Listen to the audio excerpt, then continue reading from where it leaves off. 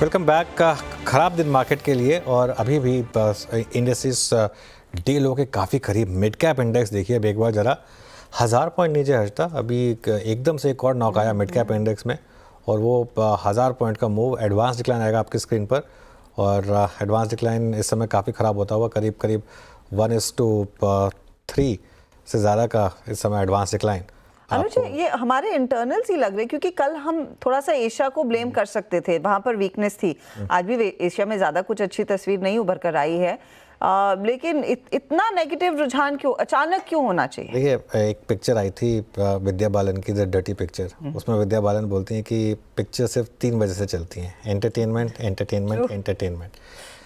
Market सिर्फ 3 वजह से चलती है, अर्निंग्स अर्निंग्स और अर्निंग्स। और नियर टर्म में जो मर्जी आप लिक्विडिटी कह लें, मीडियम टर्म में जो मर्जी सेंटीमेंट कह लें, अगर अर्निंग्स के ऊपर प्रेशर है तो फिर गड़बड़ है। तो गड़बड़ है। जो आज बजाज ऑटो ने कहा, अब या तो ये हो सकता है हर्षदा कि बजाज ऑटो ने पूरी इंडस्ट्री के तौर पे बात कह रही है, बाकी इंडस्ट्री अगर कह दे नहीं हमारी तो हालत इतनी ख़राब नहीं है, तो शायद हो सकता है कि मार्केट थोड़ा सा बेटर भी हो जाए। लेकिन जो बजाज ऑटो ने कहा कुछ सोच समझ कर ही कहा होगा, रिस्पॉन्सिबल मैनेजमेंट है, तो वो आई थिंक। और उसके बाद जो नेस्ले ने किया, अब जो हेवल्स ने किया, तो आई थिंक क्लियरली प्रेशर है मार्केट में। मार्केट सिर्फ इस वजह से नहीं चलेगा ना कि रिटेल के पास बहुत पैसा है या फिर म्यूचुअल फंड के पास कैश है। ठीक है, वो है तो वो मार्केट की डाउनसाइड को एक लेवल तक प्रोटेक्ट रखेगा, लेकिन मार्केट को चलने के लिए इवेंचुअली तो अच्छे नंबर्स चाहिए ना, वो नहीं आ रहे हैं अनफॉर्चुनेटली। जहाँ अच्छे नंबर आ रहे हैं वहाँ रिवॉर्ड भी कर रहा है मार्केट। आप एम्फेसिस देखिए फॉर एग्जांपल, ठीक है ना, और यहाँ पे जहाँ पर आप एक्सपेक्टेशन लेके चल रहे हैं जैसे कि LTI, माइंडट्री या इन्फोसिस, वहाँ स्टॉक्स चल भी रहे हैं, ऐसा नहीं है कि नहीं चल रहे हैं। कल HDFC AMC का देखिए स्टॉक क्या शानदार चला था कल 3-4 दिन में स्टॉक 10-12% भागा था। तो जहाँ पे अर्निंग्स आएंगी वहाँ पे स्टॉक्स चलेंगे, जहाँ पे जो लार्जर पर्सपेक्टिव बन रहा है वो ये बन रहा है कि कंजम्पशन, फाइनेंशियल्स, ये शायद नंबर्स वीक हैं, इस वजह से एक इम्पैक्ट आ रहा है। इनफैक्ट एक काम करते हैं, हमारे एक्सपर्ट से बात करते हैं। मोतीलाल ओसवाल AMC के MD और CEO प्रतीक अग्रवाल जुड़े हैं, जो काफ़ी एक्सपीरियंस रखते हैं मार्केट में और काफ़ी क्रेडिबिलिटी है उनकी। और जब से वो मोतीलाल ओसवाल AMC के MD एंड CEO बने हैं, काफ़ी एक turn around Motilal Oswal AMC में भी आया है। मार्केट में भी काफ़ी तजुर्बा रहा है इनका, बाय साइड सेल साइड दोनों साइड इन्होंने काम किया है। इनसे बात करते हैं। प्रतीक जी, गुड आफ्टरनून। पहले तो मैं आपसे ये जानना चाहूँगा कि जो आज बजाज ऑटो ने एक मूड बिगाड़ा, क्या वो मार्केट के लिए, ओवरऑल मार्केट के लिए भी बड़ा झटका, या उसको सिर्फ एक कंपनी स्पेसिफिक इशू समझा जाए? नहीं, आप अगर नब्ज देखें तो ग्लोबल ठीक है, इंडिया के ट्रेड नंबर्स ठीक हैं, इंडिया की फॉरेक्स ठीक है, दुनिया के मार्केट ठीक हैं। तो ले दे के फिर बात वहीं आ जाती है जैसा आप कह रहे थे कि मार्केट केवल अर्निंग अर्निंग अर्निंग देखता है। तो ये अर्निंग सीजन है। अर्निंग सीजन में जिस दिन अर्निंग्स अच्छी आती हैं उस दिन मार्केट में पॉजिटिविटी रहती है, जिस दिन नहीं आती हैं थोड़ी नेगेटिविटी रहती है। इसके साथ इस पीरियड में एक तो क्या है कि Q1 में जो है इलेक्शन का पीरियड था, तो ऑर्डरिंग कम हुई थी। Q2 में रेंज थोड़ी ज्यादा हुई, उसकी वजह से थोड़ी सी मायूसी है। Q3 Q4 से थोड़ी सी आपकी एक्सपेक्टेशंस बढ़ जाती हैं, तो ये है। बट इसके साथ अगर आप देखो तो इस समय जो IPO QIP जो फंड रेजिंग पाइपलाइन है वो बहुत स्ट्रॉन्ग है। दी जिसको कहते हैं सबसे बड़ा IPO इंडिया का अभी खुला हुआ है, तो ये भी जो है एक तरीके से कुछ हद तक लिक्विडिटी अपने में समेट लेता है, सेकेंडरी मार्केट के लिए कम बचती है। तो जब ऐसा होता है तो मार्केट कुछ समय के लिए ठहरता है। तो ये एक्सपेक्टेड लाइंस पे है, इसमें कोई ज्यादा चिंता नहीं होनी चाहिए। ओके, एक्सपेक्टेड लाइन पर कोई चिंता नहीं होनी चाहिए। लेकिन ओवरऑल अब मार्केट पर क्या व्यू बन रहा है प्रतीक जी? क्या एक सॉर्ट ऑफ पहली डिसेंट करेक्शन की तरफ हम बढ़ रहे हैं? क्योंकि पिछले 3-4 साल में मार्केट में कोई बड़ी करेक्शन आई नहीं है, टाइम वाइज भी प्राइस वाइज भी। ठीक है, तो ये क्वेश्चन मुझे कई लोग पूछते हैं।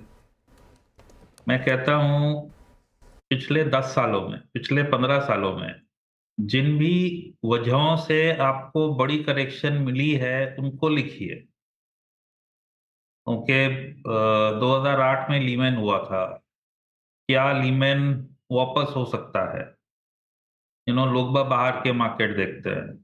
कि वहां पे रियल एस्टेट में शायद मंदी है, थोड़े डिफॉल्ट बढ़ रहा है। भाई प्रॉब्लम लीमैन की थी, वहां पे काउंटर पार्टी एक चला गया था, वरना बाहर के बाजारों में यूएस इन पर्टिकुलर कंपनियां आती जाती रहती हैं, किसी को फर्क नहीं पड़ता। लीमैन में प्रॉब्लम काउंटर पार्टी रिस्क की थी, एक्सचेंज बीच में नहीं था, लीमैन बीच में था, अब वो रिस्क चला गया है। तो even if you get back the same construct, फिर भी आपको लीमैन वाली प्रॉब्लम नहीं मिलेगी। दूसरा, फॉरेक्स हमारी कम होती थी, आज के दिन रिकॉर्ड है। ओके। तीसरा, पहले हमारे मार्केट बाहर के ऊपर स्विंग करते थे, एफपीआई आता था, हम ऊपर जाते थे, वो नीचे जाते थे, हम नीचे जाते थे। आज के दिन देसी पैसा है, एफपीआई का प्रभाव बहुत कम है। पिछले कुछ दिनों में उन्होंने ताबड़तोड़ बिक्री की है, उनमें से कई सारे दिनों में we were positive, not like every day we were negative. तो आप लिखो, मतलब मानसून का फर्क पड़ता था, अब वो कम पड़ता है। तेल का फर्क पड़ता था, तो आप देखो तो पिछले साल नवंबर में तेल $95 हो गया था, मार्केट ठीक थी। तो अगर आप सारे रीजन लिखोगे ना, आप देखोगे कई सारे रीजन अब नहीं है। पहले हमारी इकोनॉमी दुनिया की 10वीं सबसे बड़ी इकोनॉमी थी, अब 5वीं हो गई है, शायद डेढ़ एक साल में हम तीसरी हो जाएंगे। तो वहां पे एक सोचने का तरीका यह है कि भाई जब इंडिया में मानसून खराब होता है और हमारी ग्रोथ किसी वजह से खराब हो, तो क्या जापान, क्या ब्रिटेन, क्या जर्मनी, क्या फ्रांस के टीवी चैनल्स हमारा मार्केट देते हैं और कहते हैं कि no India is not doing well, so their market should not do well. तो हम बाहर की उससे क्यों इतना चिंतित होते हैं? We are the growth providers to the world. अगर आप बाहर का भी हमारे उसमें देखो, हमारे एक्सपोर्ट 18% ऑफ जीडीपी है, वो अगर 1% से कम भी हो तो 0.18% का फर्क पड़ता है। काउंटर साइड पे आपको सस्ता ऑयल मिल जाता है, $1 सस्ता ऑयल $2.25 सेव्ड हो जाता है कंट्री के लिए। तो मतलब एक हाथ से दो, दूसरे हाथ से ले लो, सब बैलेंस रहता है। हाँ, इस दौरान अगर एफपीआई निकले कि चाइना में अपने को एलोकेट करना है, इंडिया में ज्यादा हो गया है, तो उसकी वजह से मार्केट ठहर सकता है। Typically it's a reason to buy, good time to buy. एक और बदलाव है, अगर आप देखोगे तो 2008 से 2020 के बीच में इंडेक्स की अर्निंग ग्रोथ 4-5% ही थी, काफी कम थी। तो अगर आप एक क्वार्टर का पीरियड देखो तो प्राय 1% आपका टाइम करेक्शन हो पाता था वैल्यूएशन में, अगर मार्केट कहीं ना जाए तो। आज के दिन जो लोगों की एक्सपेक्टेशंस हैं, वो पहले बहुत ज़्यादा थी, 20% था पिछले साल अर्निंग ग्रोथ, अब भी 12-13% आगे की अर्निंग ग्रोथ की अपेक्षा करते हैं। तो एक क्वार्टर में 3 से 4% आपकी वैल्यूएशन करेक्शन केवल टाइम करेक्शन की वजह से हो जाती है। तो अगर पहले आपको 10% की करेक्शन की गुंजाइश लगती थी, आज के दिन एक क्वार्टर में 3 से 4% टाइम करेक्शन, 4 से 5% अगर आपकी मार्केट गिरी और वैल्यू करेक्शन हुआ, it is good, more than sufficient. So every time market falls by 3 to 4%, we say it is a good time to buy into the dip. So unless कोई बहुत ज्यादा ऊपर नीचे हो जाए, okay. this is the kind of dips one should expect, not more। हाँ, इसमें stocks कुछ ज्यादा जा सकते हैं, वो अलग बात हो गई। एग्जैक्टली प्रदीप जी, शुक्रिया कि एटलीस्ट आपने थोड़ा इन्वेस्टर्स का यहाँ पे धारणस बताया। बात सही कह रहे हैं आप। और सर थोड़ा सा गाइड ये भी कीजिए कि जब ये डिप आ रहा है जिसको आप बाय करने की बात कह रहे हैं, वकालत कर रहे हैं, सबसे पहले क्या अप्रोच करना चाहिए? जो दो तीन स्पेस पिछले 10 दिन में सबसे ज़्यादा प्राइस डैमेज हुआ है, जहाँ पर मतलब बैंक निफ्टी तो आज गिरा है, आप देखिए एफएमसीजी में प्राइस डैमेज हुआ है, ऑटो में प्राइस डैमेज हुआ है। आपकी प्रेफर्ड बाइंग लिस्ट में क्या है इस वक्त सबसे ऊपर? नहीं, हमारी छोड़िए, आपको थंब रूल देता हूँ जिससे आप अपना काम खुद कर सको, मेरी जरूरत ना पड़े। तो एक जो ट्रेंड होता है, ये समझिए आप, वो लंबे समय तक चलता है। अब हम ग्रोथ इन्वेस्टर हैं, हम चाहते हैं हमारे इन्वेस्टर का पैसा ज्यादा बने, रिटर्न ज्यादा आए इंडेक्स के अपेक्षा। और जो सोर्स हम लेते हैं वो ये कि अगर हमारी कंपनियों में अर्निंग ग्रोथ की कोशेंट इंडेक्स से ज्यादा हो, तो देर सबेर वो हमारे क्लाइंट की रिटर्न में कन्वर्ट होगी, करेक्टेड फॉर वैल्यूएशंस। तो ग्रोथ कहाँ पे ज़्यादा होगी? तो जैसे 2000 से 2008 का पीरियड था, वो कैपेक्स ड्रिवन पीरियड था। इस पीरियड की तरह 2020 से अभी तक का पीरियड भी कैपेक्स ड्रिवन ग्रोथ का पीरियड है।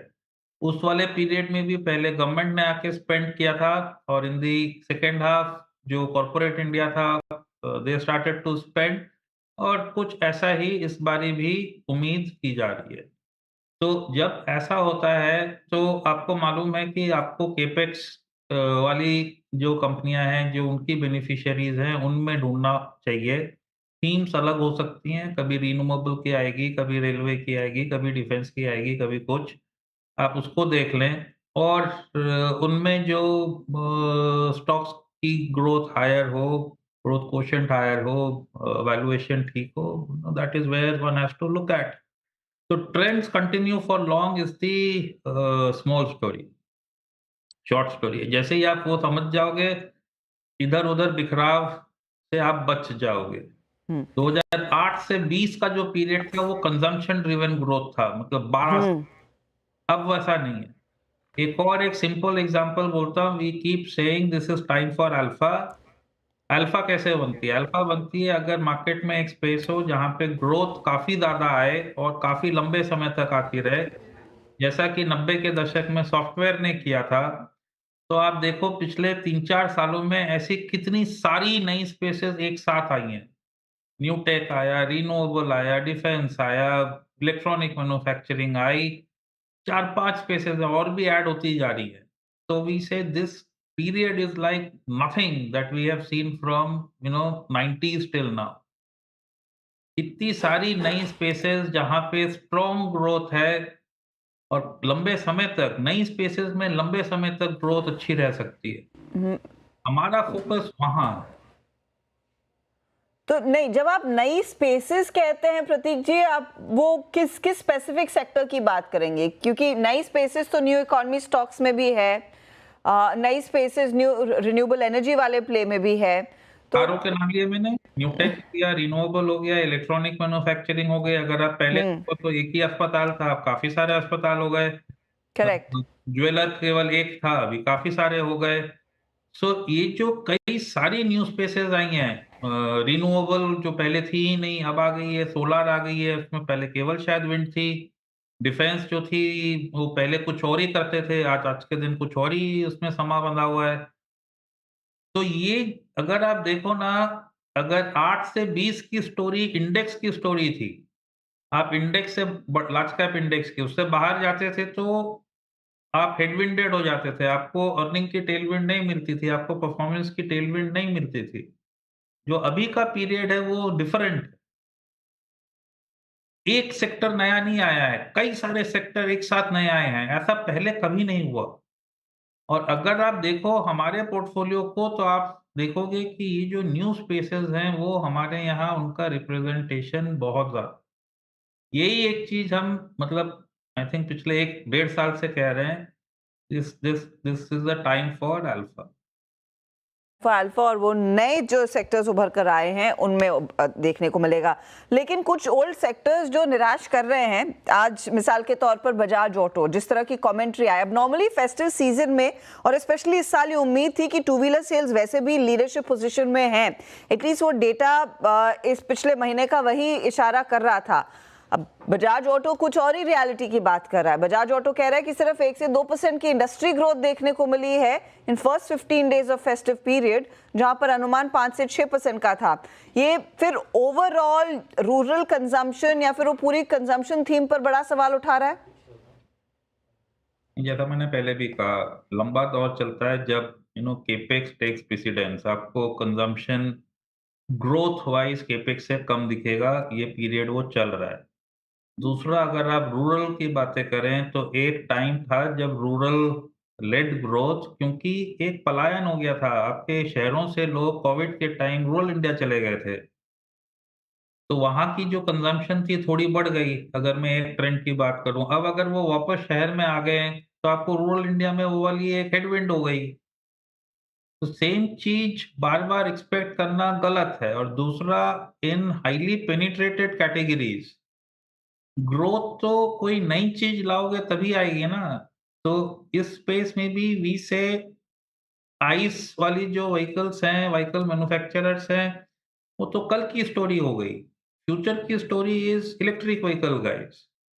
And valuations of course are another thing, but जो लोग जल्दी से जल्दी उसमें कन्वर्ट हों, वो फ्यूचर है। Ice is not the future. आज से 10 साल के बाद क्या कोई भी जो कहता है इंजन वाली व्हीकल खरीदेगा? अगर सारे लोग ईवी में जाएंगे, अगर आपका भी यही मानना है, तो आज आप 20-20, 33 टाइम मल्टीपल क्यों दे रहे हो, जो धंधा ही 10 साल के बाद ना रहे?